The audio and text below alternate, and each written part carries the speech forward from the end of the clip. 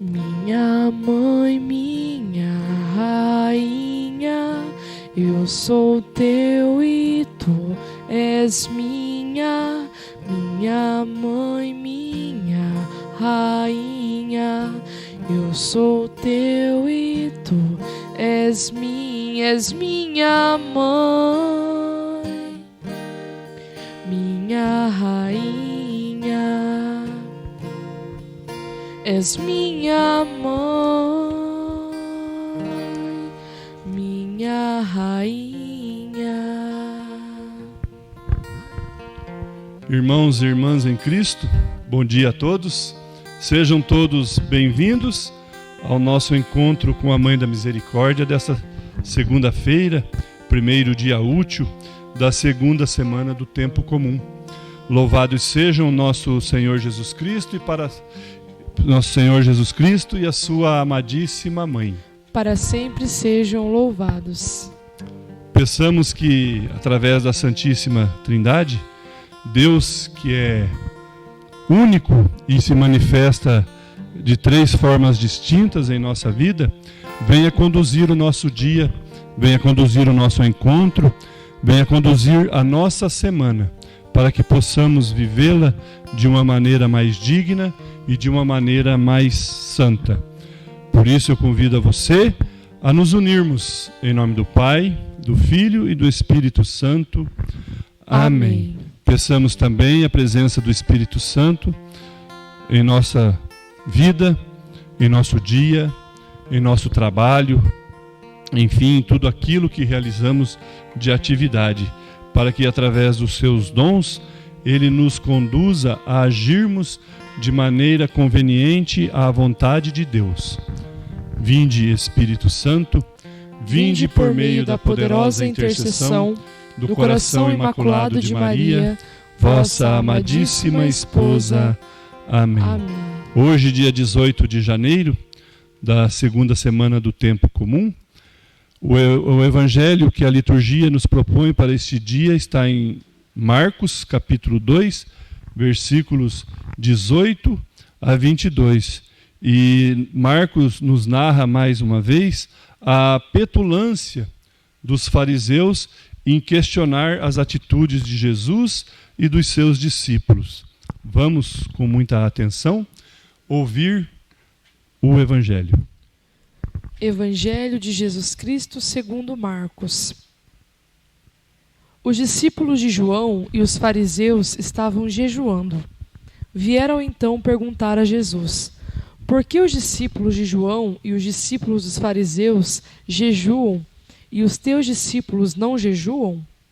Jesus respondeu: acaso os convidados do casamento podem jejuar enquanto o noivo está com eles? Enquanto o noivo está com eles, os convidados não podem jejuar. Dias virão em que o noivo lhes será tirado. Então, naquele dia, jejuarão.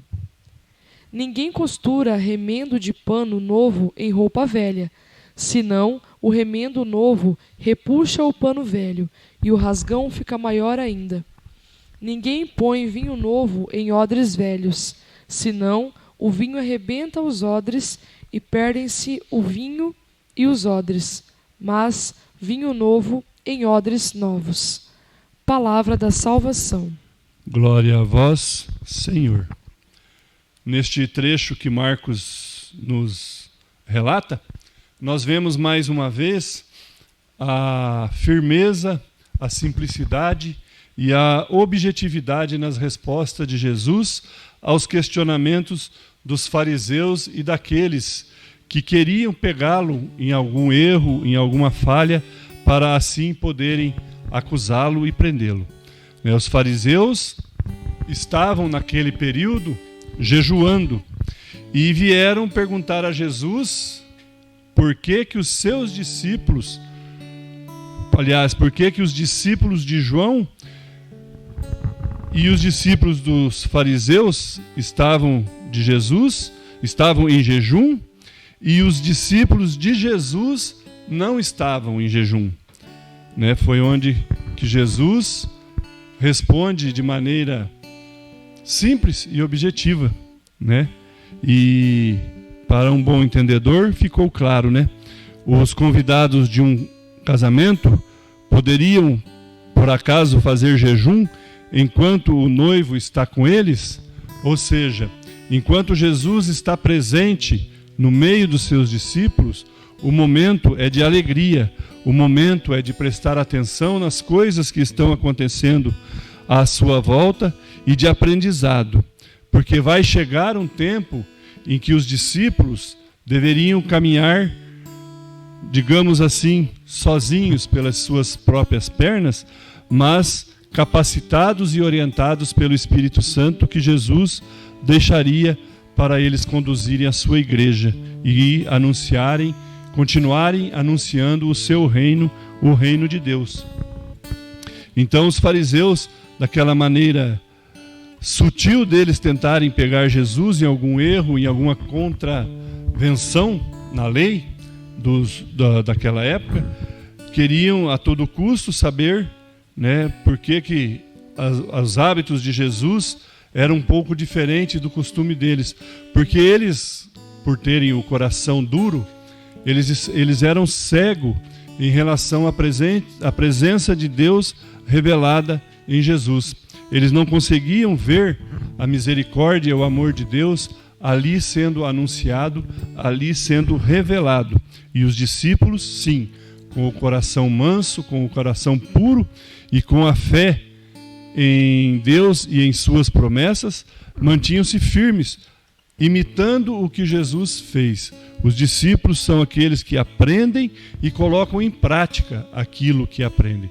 Eles não simplesmente se reportam de tudo o que lhes é ensinado, mas eles colocam em prática. E os fariseus se sentiam muito incomodados com isso, muito perturbados e com medo do que poderia vir a acontecer com a revelação do poder de Jesus no meio dos homens naquele momento. Ninguém põe um remendo de pano novo numa roupa velha. A roupa velha, se for remendada, tem que ser com tecido velho também, porque o tecido velho não aguenta o vigor do tecido novo. E com certeza, novamente, ele irá rasgar. Novamente, ele precisará de ser consertado e de uma maneira mais profunda ainda, porque o rasgo, o defeito que vai acontecer, poderá ser maior ainda. O vinho novo em odres velhos não pode ser colocado, porque o odre velho, ele já fez a sua parte, a sua validade, digamos assim, se encontra vencida. E a fermentação do vinho novo fará muita pressão, e esta pressão fará com que esses odres velhos venham a se arrebentar. E assim será perdido os odres e o vinho que está dentro. Então, os odres novos devem receber o vinho novo. O coração novo em Cristo, o coração arrependido, o coração convertido ao amor de Deus, terá força suficiente para resistir a todo e qualquer tipo de pressão. E se o coração estiver vivendo da maneira antiga, como o homem velho vivia, ele não aguentará e ele se arrebentará, assim como um odre velho, quando sentir a pressão do vinho novo.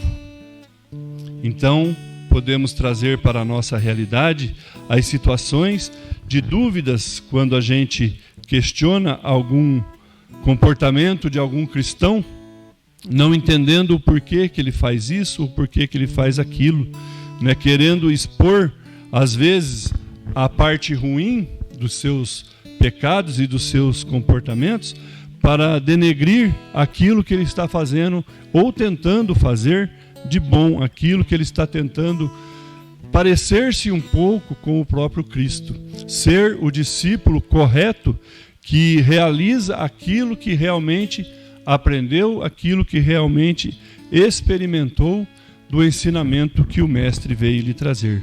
Maria foi o maior exemplo de discípula fiel. Ela foi fiel a Cristo desde o momento do seu sim, pois ela não sabia o que iria enfrentar para frente, mas ela confiou que Deus havia escolhido ela para realizar através dela a vinda do Salvador que nos traria o perdão dos nossos pecados e que nos resgataria do fogo do inferno, onde o demônio cativa as nossas almas para ele, nos afastando completamente e finalmente de Deus. Então, que por intermédio dela nós consigamos seguir os seus ensinamentos, os ensinamentos do seu discipulado aqui na terra, de fidelidade, humildade, confiança e amor a Deus. Rezemos juntos a oração que Santa Faustina compôs para a Mãe da Misericórdia. Maria, minha Mãe Senhora, entrego-vos a minha alma e o meu corpo, a minha vida e a minha morte, e tudo o que vier depois dela. Deposito tudo em vossas mãos, ó minha Mãe. Cobri a minha alma com o vosso manto virginal e concedei-me a graça da pureza do coração, da alma e do corpo. Defendei-me com o vosso poder de todos os inimigos, especialmente daqueles que escondem a própria maldade com a máscara da virtude. Ó lindo lírio, vós sois para mim o espelho, ó minha Mãe. Amém. Bem, irmãos e irmãs, terminamos aqui este nosso encontro com a Mãe da Misericórdia desta segunda-feira. Obrigado pela sua companhia e não esqueça de compartilhar em seus grupos nas redes sociais a nossa página do YouTube, Devotos de Santa Luzia, e também o Facebook.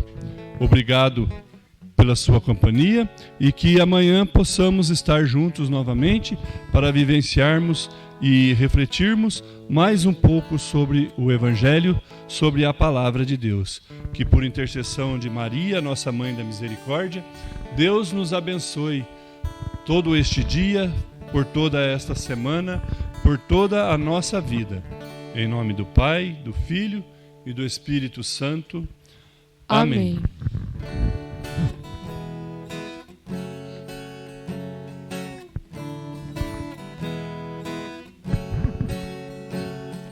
Mãe da Misericórdia, Mãe da Misericórdia, Mãe da Misericórdia, alcança de teu Filho as bênçãos para todos nós.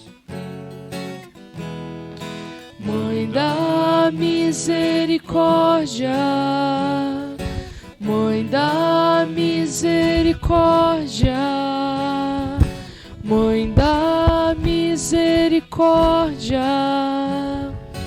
Mãe da Misericórdia.